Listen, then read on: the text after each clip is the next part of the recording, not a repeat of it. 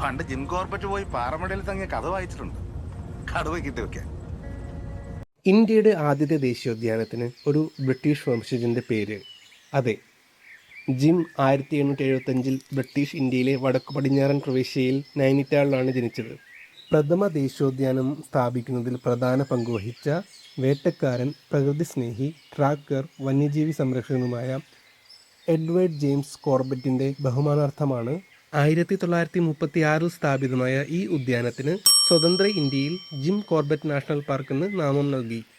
520 ചതുരശ്ര കിലോമീറ്റർ വ്യാപ്തിയിൽ വ്യാപിച്ചു കിടക്കുന്ന ദേശീയോദ്യാനം ഉത്തരാഖണ്ഡിലെ നൈനിറ്റാൾ, പൗലി ഗർവാഡ് എന്നീ ജില്ലകളിൽ വ്യാപിച്ചു കിടക്കുന്നു.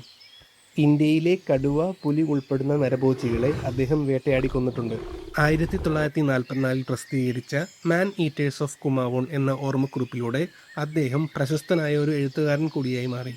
കെനിയയിലെ നിയേരിയിൽ അന്ത്യവിശ്രമം കൊള്ളുന്ന കോർബറ്റ് 1955 ഹൃദയാഘാതത്തെ തുടർന്ന് അന്തരിച്ചു.